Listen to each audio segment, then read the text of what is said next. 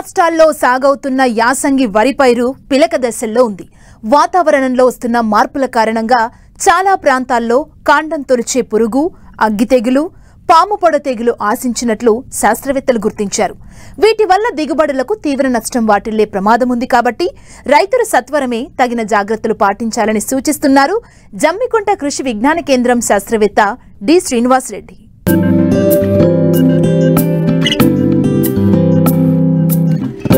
తెలంగాణ రాష్ట్ర వ్యాప్తంగా వరి పంటపై మూకుమ్మడిగా తెగుళ్లు దాడి చేస్తున్నాయి.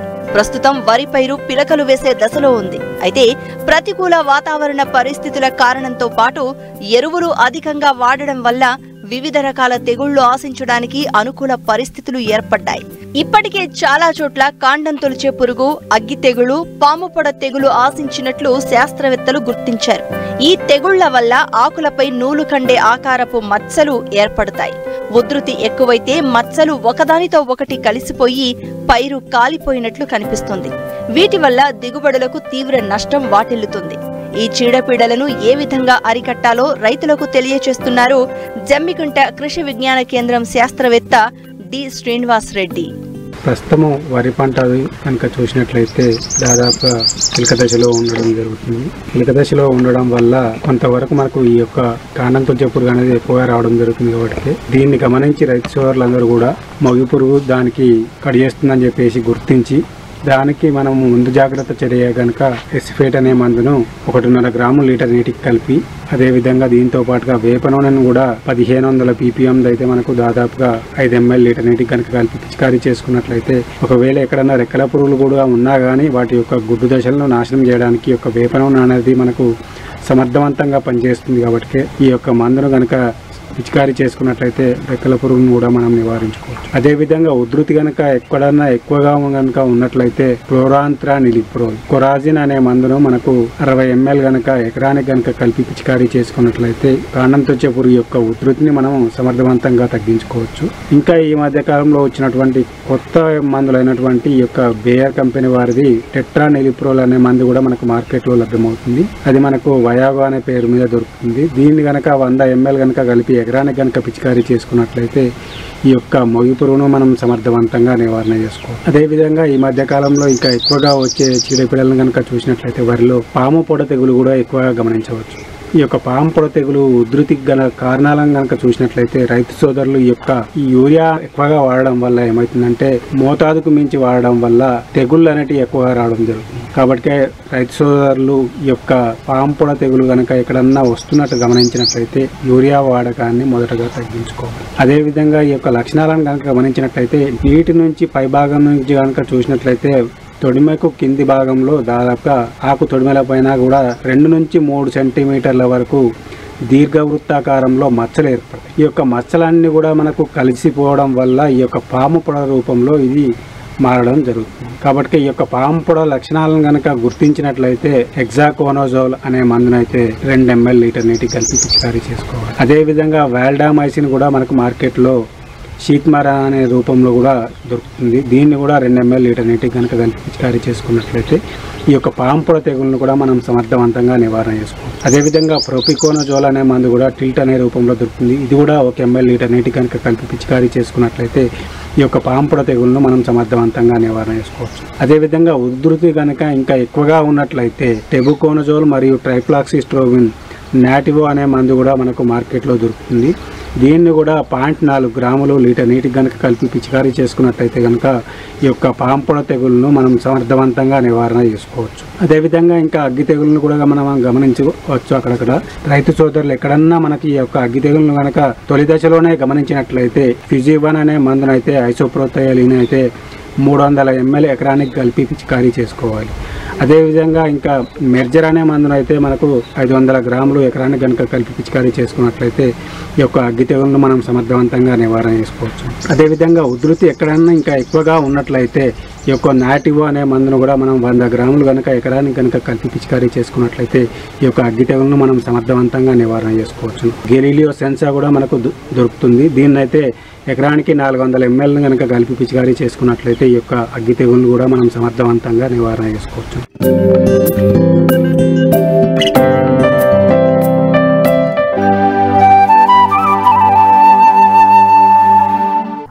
ఆధునిక వ్యవసాయంలో వస్తున్న వినూత్న మార్పులు సాగు రూపురేఖలను మార్చుతున్నాయి. హై డెన్సిటీ విధానం ఇప్పటి వరకు పండ్ల తోటల్లోనే ఉండేది. కానీ 2-3 ఏళ్లుగా పత్తిలో కూడా ఈ విధానాన్ని పాటిస్తున్నారు రైతులు. ప్రస్తుతం రైతులు పత్తి పంటను తీసివేస్తున్నారు. అయితే ఖరీఫ్లో అధిక సాంద్రత పద్ధతిలో సాగు చేసే రైతులు కొద్దిపాటి మెలకువలు పాటిస్తే అధిక దిగుబడి పొందొచ్చని రైతులకు తెలియజేస్తున్నారు ఆదిలాబాద్ కృషి విజ్ఞాన కేంద్రం కోఆర్డినేటర్ ప్రవీణ్ కుమార్.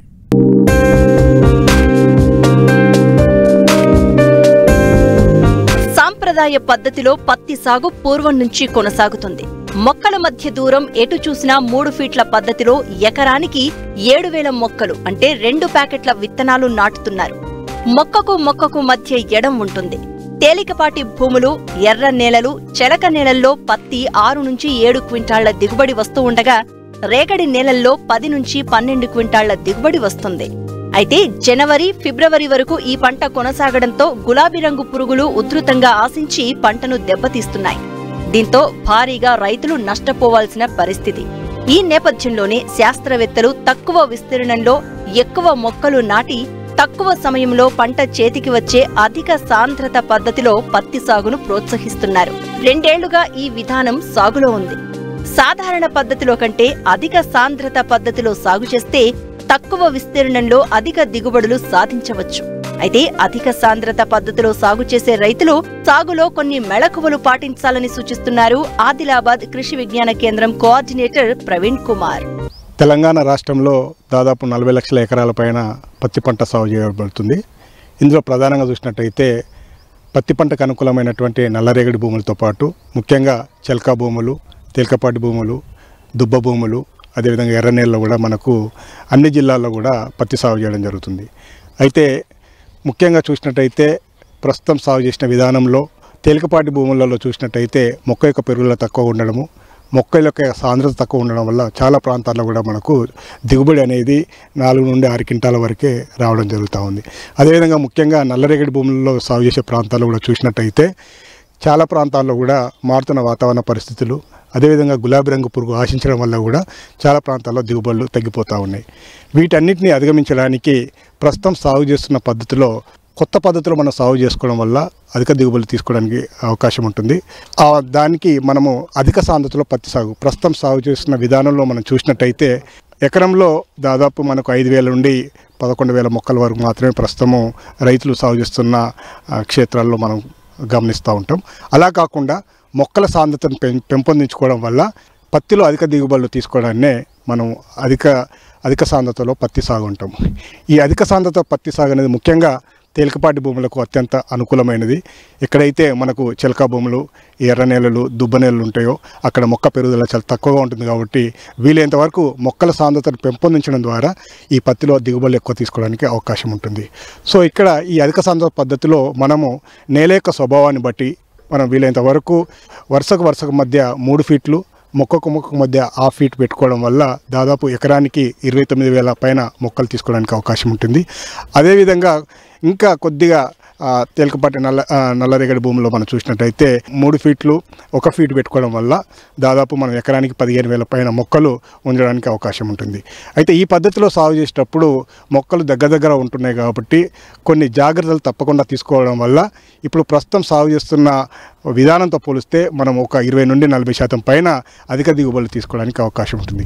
ఈ పద్ధతిలో సాగు చేసేటప్పుడు ముఖ్యంగా 3 ఫీట్లు 1/2 ఫీట్ పెట్టుకున్నప్పుడు మనకు ఎకరానికి దాదాపు 5 నుండి 6 ప్యాకెట్లు అంటే దాదాపు 2.5 నుండి 3 కిలోల విత్తనం అనేది అవసరం పడుతుంటుంది. అదేవిధంగా 3 ఫీట్లు 1 ఫీట్ పెట్టుకున్నట్టయితే మనకు ఎకరానికి 4 ప్యాకెట్ల విత్తనం అనేది అవసరం పడుతుంది. సో సాంప్రదాయ పద్ధతితో పోల్చినట్టయితే మనకు ఒక విత్తనానికి 2,500 నుండి 3,000 రూపాయలు ఎక్కువ ఖర్చు రావడానికి అవకాశం ఉంటుంది. అయితే ఈ పద్ధతిలో సాగు చేసేటప్పుడు ముఖ్యంగా యాజమాన్య పద్ధతులు కూడా చాలా గుర్తుపెట్టుకోవాల్సిన అవసరము. ఎందుకంటే సాంప్రదాయ పద్ధతితో పోల్చినప్పుడు కొన్ని యాజమాన్య పద్ధతుల్లో కూడా మనము మార్పు చేసుకోవాల్సి ఉంటుంది. ఇందులో ప్రధానంగా మనం మొక్కను దగ్గరగా పెడుతున్నాం కాబట్టి దగ్గరగా పెట్టినప్పుడు ఏమవుతుందంటే మొక్క ఏపుగా పెరిగి మనకు పూత కాత రాలిపోవడానికి అవకాశం ఉంది. మొక్క ఏపుగా పెరగకుండా మనం చూసుకోవాల్సిన అవసరం ఉంది. సో ఈ పద్ధతిలో మనం సాగు చేసేటప్పుడు మనం ప్రస్తుతం ఎరువుల యాజమాన్యం చూసినట్టయితే ఇప్పుడు సాంప్రదాయ పద్ధతిలో మనం సాగు చేసేటప్పుడు ఎకరానికి ఏ విధంగా అయితే ఎరువులు వాడుతున్నామో ఒక ఎకరానికి ఒక బ్యాగు DAP, 2 బ్యాగుల యూరియా, తర్వాత ఒక బ్యాగు పొటాష్ సరిపోతుంది. దీన్ని DAPని మొత్తం కూడా మనము దుక్కిలో వేసుకోవాలి. తర్వాత ప్రతి 20 రోజులకు ఒకసారి 20 రోజులు, 40 రోజులు, 60 రోజులు, 80 రోజుల వరకు మనము ఈ యూరియా DAPని మనం 4 దఫాలుగా సిఫారు చేసిన ఎరువును మొత్తం వేసుకున్నట్టయితే సరిపోతుంది. అదే అన్నిటికన్నా ముఖ్యంగా మనం ఇందులో గుర్తుపెట్టుకోవాల్సింది ఏంటంటే మనం ఎటువంటి రకాన్ని ఎన్నుకోవాలి. రకం అనేది చాలా ఇంపార్టెంట్. మనం అధిక సాంద్రత పద్ధతులు ఎన్నుకునే రకానికి అది ముఖ్యంగా అధిక దిగుబడినిచ్చే రకమై ఉండాలి, స్వల్పకాలిక రకమై ఉండాలి. తర్వాత ముఖ్యంగా కాయ బరువు ఎక్కువగా ఉండాలి, గుబురుగా ఉండి ఇటువంటి క్యారెక్టర్స్ ఉన్నటువంటి హైబ్రిడ్స్ను కానీ వెరైటీని కానీ ఎన్నుకున్నట్టయితే మనం దిగుబడులు తీసుకోవడానికి అవకాశం ఉంటుంది. సో ఈ పద్ధతిలో సాగు చేసేటప్పుడు అత్యంత ముఖ్యమైనది మొక్క యొక్క పెరుగుదల అనేది నియంత్రించడము.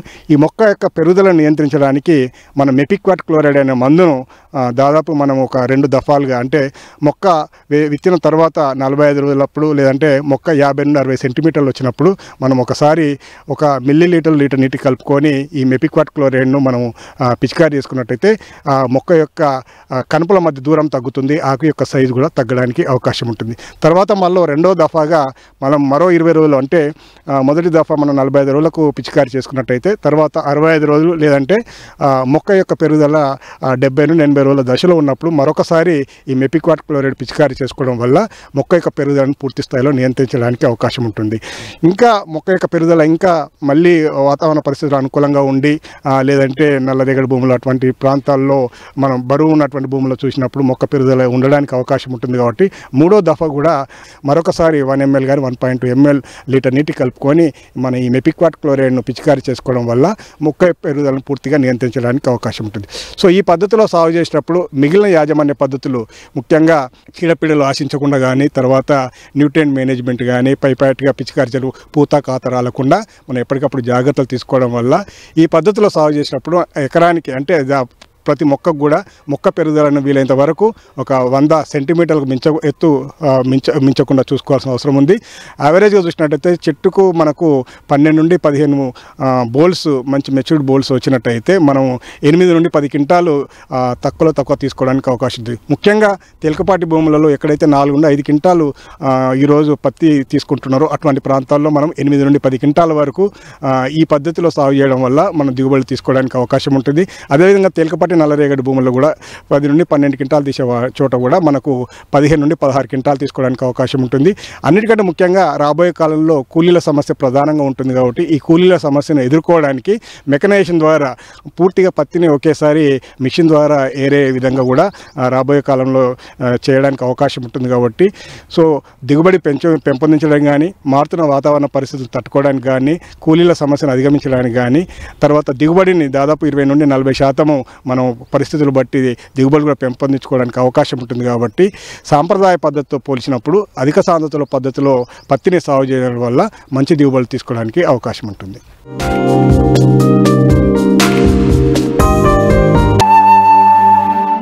వేల జీతం ఉద్యోగ భద్రత ఎక్కువగా ఉండే కేంద్ర ప్రభుత్వ ఉద్యోగం వదులుకోవటానికి ఎవరొప్పుకుంటారు చెప్పండి?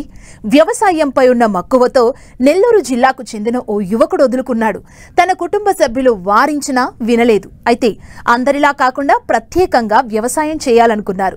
సాగులో పెట్టుబడులను తగ్గించుకుంటూ ఆరోగ్యకరమైన పంటల దిగుబడులను తీయాలనుకున్నారు. మరి ఎలాంటి విధానాలు పాటిస్తూ పంటలు పండిస్తున్నారు? ప్రభుత్వ ఉద్యోగం వదిలి సాగులో అతనికి ఎలాంటి సంతృప్తి దొరికిందో తెలియాలంటే ఈ స్టోరీ చూడాల్సిందే.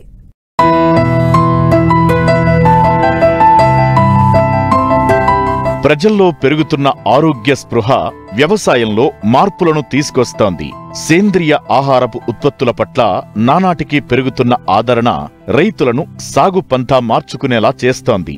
రసాయన ఎరువులు, క్రిమిసంహారకాలు వాడకుండా ప్రకృతి సిద్ధమైన సేంద్రియ ఎరువులు, కషాయాలను సొంతంగా తయారు చేసుకుని అటు సాగు ఖర్చులను అదుపులో ఉంచుకుంటూ ఇటు రసాయన రహిత పంటలు పండించుకుంటున్నారు. అలా పండించిన ఉత్పత్తులను సైతం సొంతంగా మార్కెట్ చేసుకునేవారే 2 విధాలా లాభపడుతున్నారు.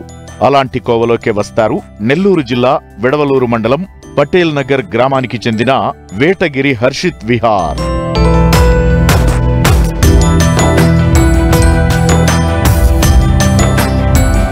హర్షిత్ విహార్ చదివింది బీటెక్ ఐటీ కమ్యూనికేషన్స్. నారాయణ రెడ్డిపేటలో ఉన్న పోస్టాఫీస్లో సెంట్రల్ గవర్నమెంట్ ఉద్యోగం కొన్నాళ్ల పాటు చేశారు. ఆ ఉద్యోగాన్ని వదిలేశారు. అయితే తరతరాల నుంచి వస్తున్న వ్యవసాయం మీద దృష్టి పెట్టాడు. అందరిలా కాకుండా భిన్నంగా తక్కువ ఖర్చుతో ఎక్కువ ఆదాయం వచ్చేలా క్రిమిసంహారక మందులు లేని పంటలు సాగు చేయాలని నిర్ణయించాడు. ఇందుకోసం సివిఆర్ మెథడ్ గురించి తెలుసుకుని తాను పాటిస్తున్నారు. మట్టి, నీరు, ఆముదం, మొలకల ద్రావణంతో పంటలు పండించే విధానాన్నే సివిఆర్ పద్ధతి అంటారు. ఈ విధానంలోనే తనకున్న 15 ఎకరాల్లో ఆర్ఎన్ఆర్ 15048, ఎన్ఎల్ఆర్ 3648, కూన్నారం సన్నాలు, బీపీటీ 5204 లాంటి 4 రకాలను సాగు చేస్తున్నారు.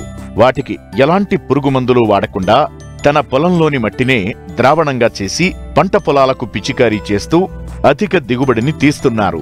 ముఖ్యంగా ఆర్ఎన్ఆర్ 15048 వడ్లను బియ్యంగా పట్టించి సొంతంగా మార్కెట్ చేసుకుంటూ అధిక లాభాలను ఆర్జిస్తున్నారు. నేను 2021 సంవత్సరంలో సివిఆర్ పద్ధతిలో వరి సాగు ప్రారంభించాను. సివిఆర్ మెథడ్ ఫార్మింగ్ అంటే మట్టి, నీరు, ఆమదం, మొలకల ద్రావణంతో మనం పంటలు పండించడం జరుగుతూ ఉంటుంది. 200 లీటర్ డ్రమ్ము నీళ్లు తీసుకొని 25 కేజీల పై మట్టి, 25 కేజీల లోపల మట్టి అంటే 2.5 అడుగులు గడ్డపారతో లోడుకొని 2.5 అడుగుల లోపల డెప్త్లో ఉన్నటువంటి మట్టిని మనం తీసుకోవాలా.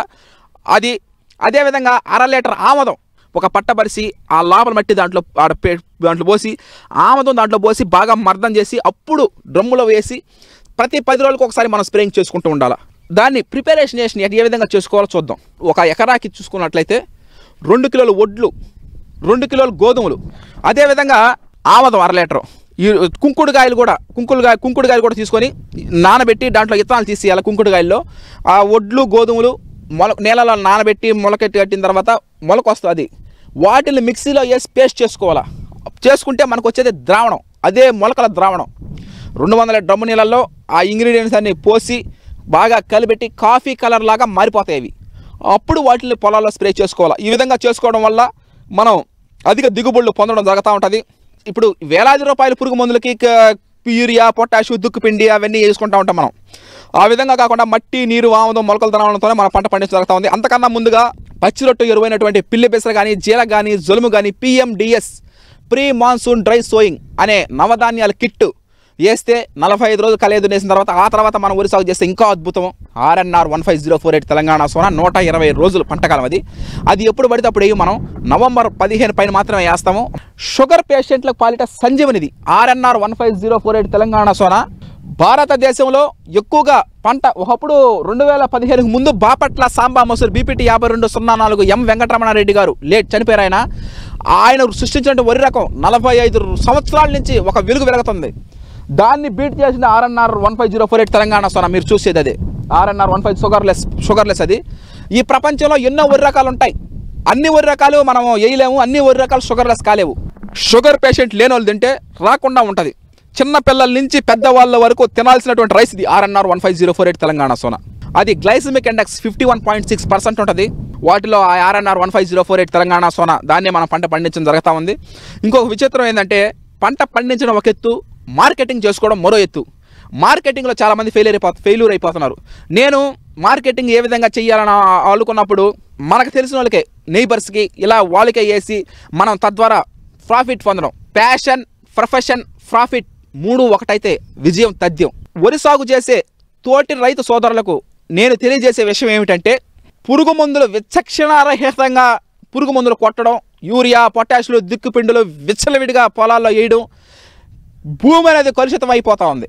రాబోయే నెక్స్ట్ తరానికి, నెక్స్ట్ జనరేషన్ వాళ్ళకి మనం ఇచ్చేది ఆస్తులు, అంతస్తులు కాదు, మంచి భూమి, మంచి ఆరోగ్యం ఇవ్వాలి. వ్యవసాయం అంటేనే అప్పులు, ఆత్మహత్యలు, 6 కాలం కష్టపడ్డ ₹10 మిగలని అభాగ్య జీవితాలు. వ్యవసాయ రంగంలో వెలుగులు నింపుతున్నారు. CVR method, Subhash Palekar method, Chauhan Q method, ఇలా రకరకాల మెథడ్లు వచ్చినాయి. ప్రతి రంగంలో అప్డేట్ అవుతుంది. రాబోయే రోజుల్లో ప్రకృతి వ్యవసాయం ఒక వెలుగు వెలుగుతుంది. అది ఇప్పుడే వెలుగుతా ఉంది. చాలామంది గ్రామాల్లో ఇది చేయడం జరుగుతూ ఉన్నారు. ఇక రాబోయే రోజుల్లో ఇంకా అంతా కెమికల్ ఫార్మింగ్ నుంచి ప్రకృతి వ్యవసాయంగా కన్వర్ట్ అవుతారు. 100% వాస్తవం. ఇప్పుడు కోటి విద్యలు కూటి కొరకే అన్నారు మన పెద్దలు. మనం ఎంత సంపాదించినా 3 పూట్ల తినడానికే, ఎంత సంపాదించినా కూటికే, ఎన్నాళ్ళు బతికినా కాటికే. కాకపోతే బతికినన్నాళ్ళు మంచి ఆహారం తిని సంతోషంగా ఆనందంగా జీవించాలి. అందుకోసమే ఈ తాపత్రయం. తోటి రైతు సోదరులు కూడా యూరియా, పొటాష్, దుక్కుబిడులు తగ్గించి పచ్చిరొట్టు ఎరువులు పెంచుకొని PMDS నవధాన్యాలు, ప్రీ మాన్సూన్ డ్రై సోయింగ్ అయినటువంటి 9 నవధాన్యాలు కిట్లు అవి వేసుకొని భూమిని కలుషితం చేయకుండా సారవంతం చేసుకొని జాగ్రత్తగా చేసుకుంటే మంచి ప్రయోజనాలు పొందుతారని నేను ఒక యువ రైతుగా తెలియజేస్తున్నాను. ఎందుకంటే నేను గత 3-4 సంవత్సరాల నుంచి 2021 నుంచి చేస్తా ఉన్నాను. నేను ఇంకా వరి సాగు చేసే వాళ్ళు కూడా మారి ఈ విధంగా అధిక దిగుబడులు పొంది వాటి ద్వారా అంటే ఎవరికో వేయకుండా మనమే సొంతంగా మన మార్కెటింగ్ చేసుకుంటూ అంటే మన ఫ్రెండ్స్ కానీ, మన రిలేటివ్స్ కానీ, మన నైబర్స్కి కానీ ఇలా మనమే వాళ్ళని రైస్గా పండించి వాళ్ళకి పంపించడం జరుగుతూ ఉంటుంది. ఈ విధంగా చేసుకుంటే ప్రయోజనం పొందుతారు.